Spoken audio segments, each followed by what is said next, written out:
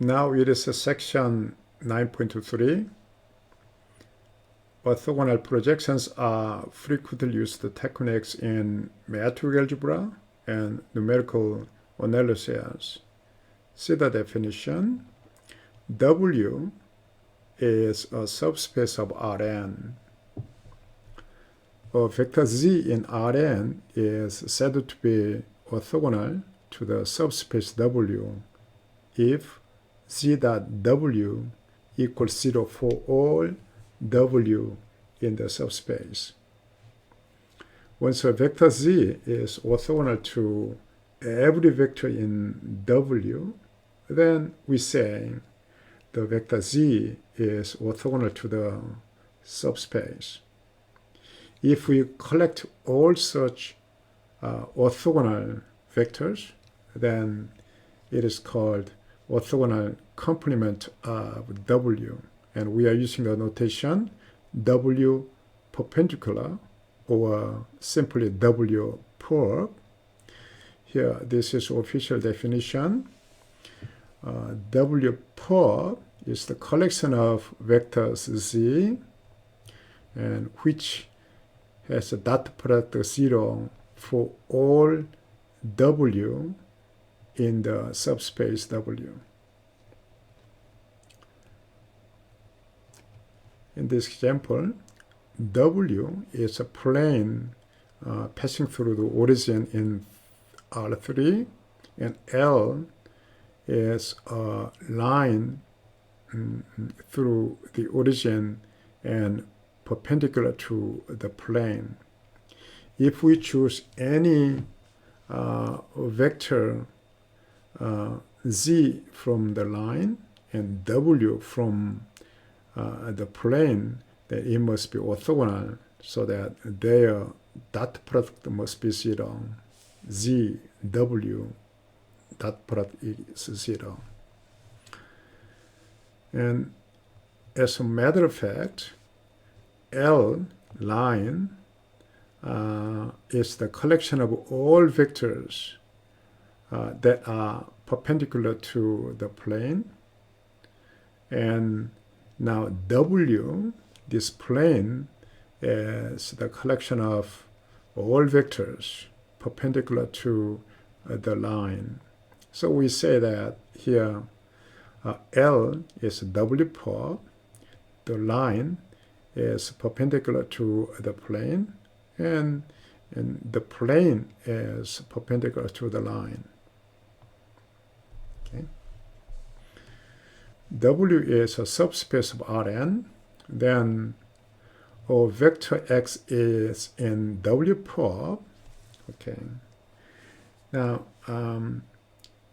x is in W perp means x and every vector in W dot product will be 0.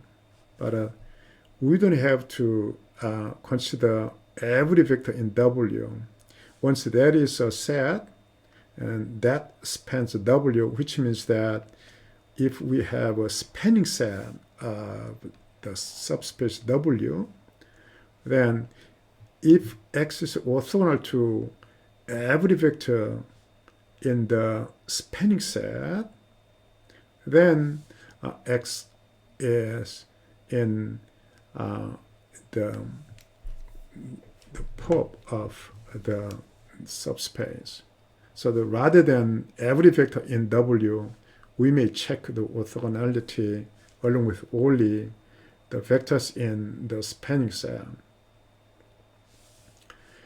W perp is a subspace of Rn.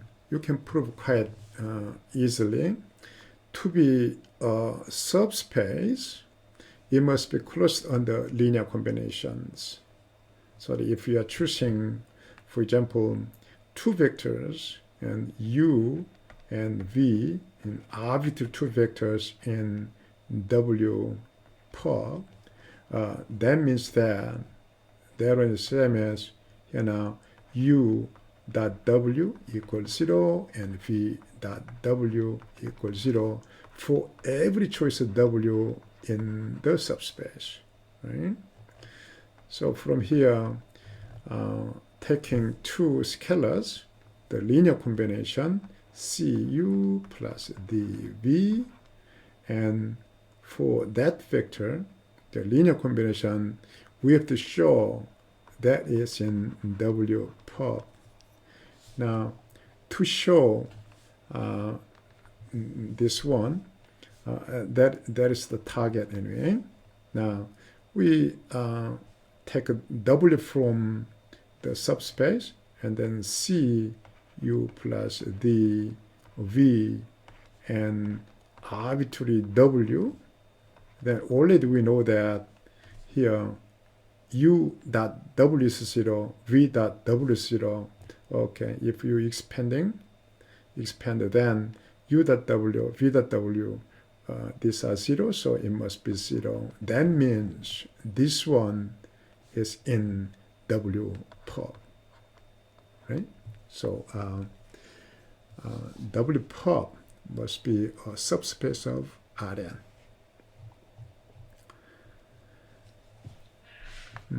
In the last section, we studied this one. Given a non-zero vector u in Rn, y is Rn, then here we can make this decomposition. Y is y hat plus z, and y hat is parallel to u, and z is orthogonal to u. For that, here y hat must be alpha u because it's now parallel to u. So we start with alpha, then alpha could be determined in this way. After determining y hat, z can be computed in this way. Here, the vector y hat is called the orthogonal projection of y onto u, and z is called the component of y orthogonal to u. And L is line spanned by the vector u. Then we may write down this y hat, okay, this quantity, the vector, and we are using notation here, projection of y onto L. So we call y hat the orthogonal projection of y onto L. We defined this one and tried to solve also some problems. Now, for this orthogonal projection, we can expand the projection for subspace. The orthogonal decomposition theorem says here that W is a subspace of Rn, then each y in Rn can be written uniquely in the form y equal y hat plus c. Y hat is in W, like over there, here y hat, and once we consider L, then y hat will be in L, and z is orthogonal to and that L. So exactly in this way, y hat is in W, and z is in W prop. So that is a generalization of that projection, orthogonal projection. In fact, if U1 to UP is on orthogonal basis for W, so once we have orthogonal basis for W, then the projection of y onto W can be written in this way. We already know that for orthogonal set or orthogonal projections, orthogonal bases, we already know the projection to the subspace in this way. And then coefficients are determined by this quotient, right? We already know. And also here we have the same form, and just U1, and now for U2, same format, and up to UP. And after getting y hat, again Z can be determined by this subtraction. Okay. Here pictorially, we can explain it. And this is subspace. This is the origin, and W is a subspace. And Y is here. Then Y hat is projection onto W, so that Y hat is the closest point from Y, and Y hat is on W. So also we can measure the distance from the subspace to Y by measuring this Z component. Right? Same as along with space of line L is spanned by a vector U. Rather than a vector, it is spanned by orthogonal bases and P vectors. Then we can make this projection and the orthogonal vector. Okay. See the example. U1, U2, and Y is given. Observe that U1, U2 is an orthogonal basis for W and span of U1, U2. And we consider a subspace W of R3. Then, okay, minus 4, plus 5, minus 1. So these two are orthogonal. Okay, so these two will form an orthogonal basis. Write Y as the sum of a vector in W and a vector orthogonal to W. That means we want to make orthogonal decomposition. One is in W and the other one is orthogonal to W. And already we know from the orthogonal decomposition theorem, here Y hat must be obtained in this way. After obtaining Y hat, we can compute Z to be Y minus Y hat. Let's do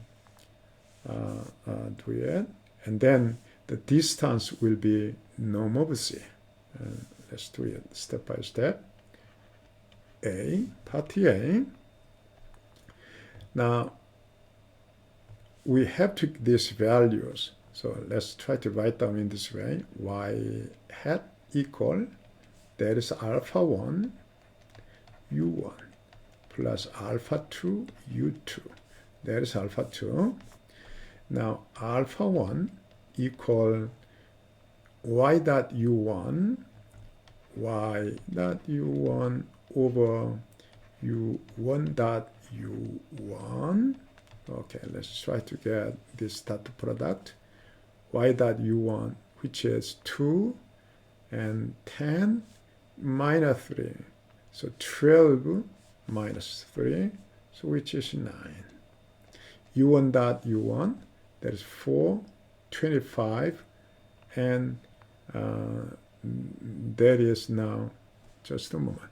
Okay, 2, this dot product is 2, 12, and 9. Okay, it's correct.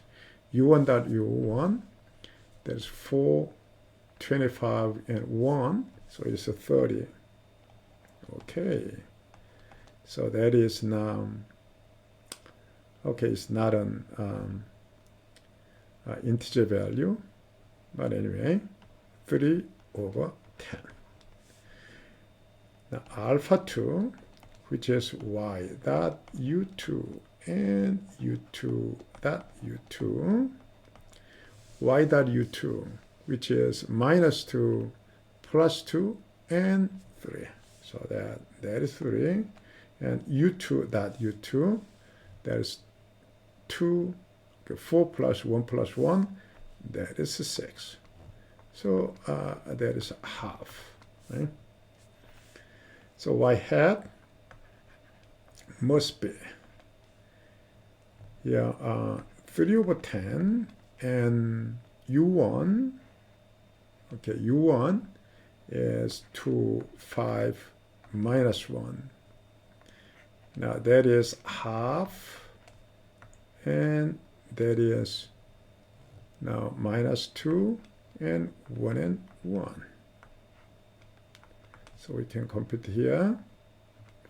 Let's try to pull out 1 over 10.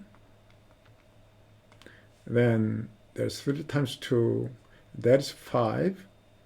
So that 6 minus 10, so it's minus 4. Right? And then that is 15 minus 5. 15 plus 5, so that is 20. That is minus 3 plus 5, so it is 2. So we can rewrite this one in this way. Minus 0.24, 2, and 0.2. Okay, we got it. Now, z can be obtained from here y minus y hat. Okay, you can compute it quite easily. That is 1, 2, 3. And then minus this one is minus 0.4, 2, and 0.2. Okay, so first one must be 1.4, second one must be 0, and then that is 2.8. Right? So this one plus that one is the expression here y equal y hat plus z. And for part B, now we can measure the normal z for the distance, right? So z norm, okay, from here you can find it quite easily, normal by this one, right? But you can finish it yourself. Okay. Properties of orthogonal decomposition. Y is y hat plus z, and y hat is in W, and z is in W per. Then y hat is called the orthogonal projection of y onto W, and we may use such notation. Y hat is the closest point to y in W. Let's go to the picture, and y is here, then y hat is that one. So y hat is on W, but this y hat is the closest point in W from y. Okay.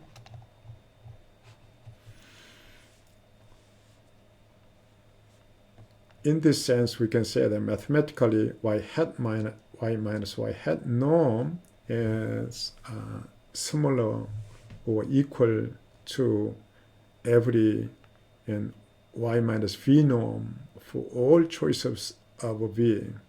Here it is proved by using Pythagorean theorem. Now y hat is called the best approximation to y by elements of W.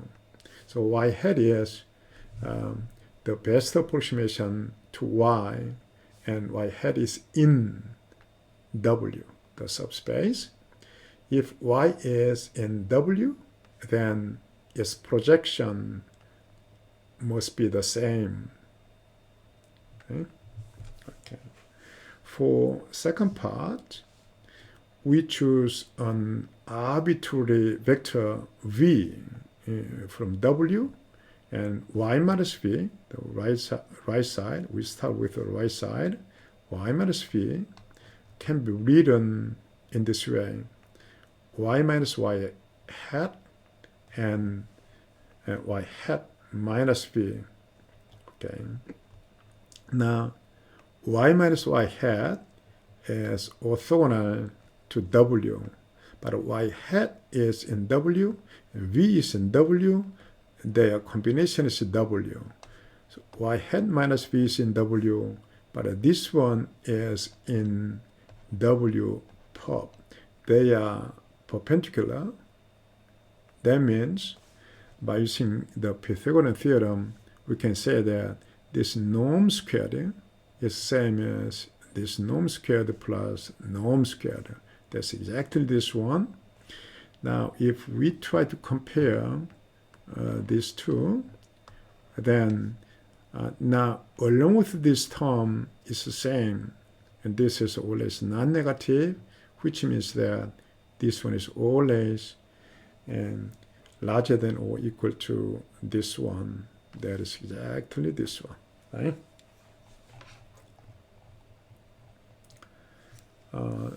Try to solve this problem yourself. Find the closest point to y in the subspace span of u1, u2. Now u1, u2 are given, and hence find the distance from y to w. Here, the problem is asking you to find y hat. Y is projected into the space spanned by u1, u2, so that you may write down y equal and y hat plus z. And then the distance will be norm over z, but y hat will be here y dot u1 divided by u1 dot u1, and now there's u1 plus y dot u2 dot u2 and u2. That is y hat and plus z. So you can find these coefficients, and after finding y hat, you can decide the z, and norm of z will be the distance. Exactly the same way as for that problem. Okay, but now the dimension is higher. Except for that, everything will be the same. If u1 to up, the set is on orthonormal basis for a subspace W of Rn, then the projection of y onto W, okay, that must be capital W, is given in this way. Now, because it's orthonormal, here we ignore on the bottom, the projections are always made y dot y1, no, y dot u1, u1 dot u1. Because it's normal, the value is 1, so we ignore it. So every the same, u2 okay, over u2 dot u2, the value is 1, so we ignore it every year. So that is the projection. And so that if we consider a matrix U and collection of the vectors u1 to up, then the projection of y onto W can be written in this way: U transpose Y. So projection, orthogonal projection, can be viewed as a metric transformation. The metric, corresponding metric is U transpose. And we can prove this one quite easily. Look at that one. This one can be written in this way. Now that is, okay, scalars. These are scalars, but y dot u1 is u1 transpose y dot u2 is u2 transpose y, and also for this term, similar, we consider in this way. Now, these are scalars, and that can be obtained from this one, u transpose y. Then this itself is a vector, and that will be the first component of this vector, second component, and there is the last component. So this linear combination of U1 to UP can be written this metric vector computation. Now, we consider this part, then that is exactly now this one, U transpose. Okay. So here the theorem says that the orthogonal projection can be viewed as a metric transformation.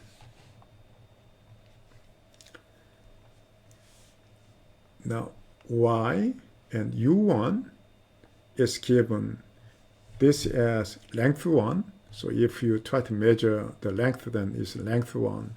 W is a subspace spanned by u1. We are considering now only one vector and the corresponding subspace w.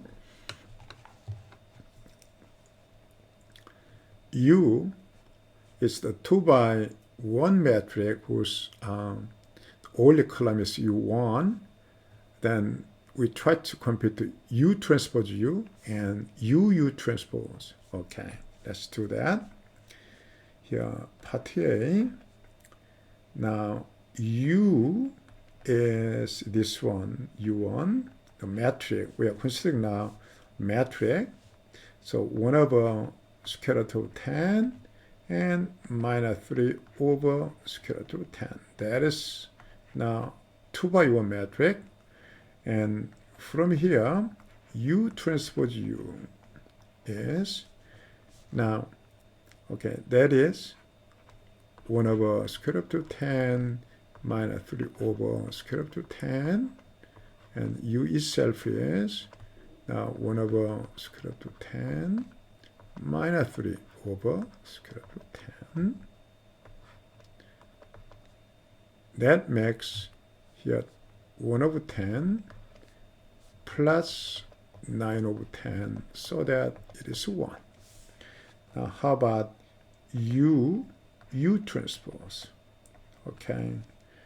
For this one, for simplicity, we may consider U capital U, that is same as 1 over square root of 10, and now that is 1 and minus 3. We may think in this way.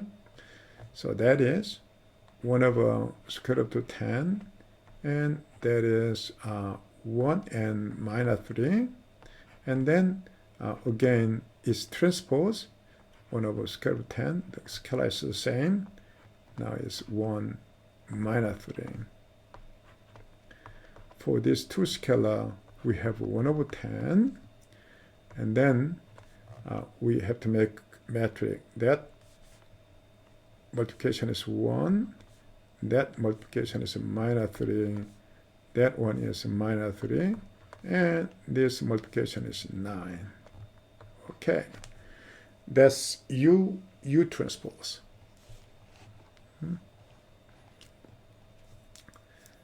Now, here, we try to get projection of y onto w, which is same as y dot u1 and here u1.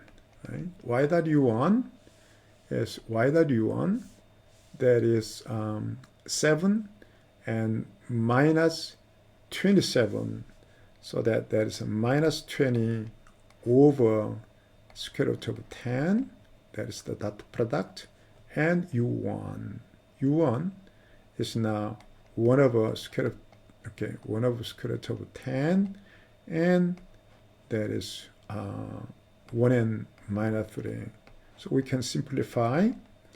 Okay, that will be 10 and 20, so that we have a minus 2 and 1 and minus 3. Okay, that's the result. We can rewrite here now, minus 2 and 6. Okay, that is the projection. How about the other one? U transpose and y. Okay, the metric is 1 over 10 and 1 and minus 3 and 9, and y, the vector y, it's 7 and 9. Okay, So that is here 1 over 10, the coefficients is there, the scalar part, and this dot product is 7 minus 27. So that minus 20, and this one is minus 21 and plus 81. Right? Minus 27, 21 plus 81. So it is 60. So here we can get here minus 2 and 6. So that these two are the same. One is the projection, and one is along with metric transformation. But they are the same. And earlier in the theorem, we said that the orthogonal projection can be viewed as a metric transformation. In this example, we purposely made the U transpose U and the projection and U transpose U Y. We checked them to be the same, right? Okay.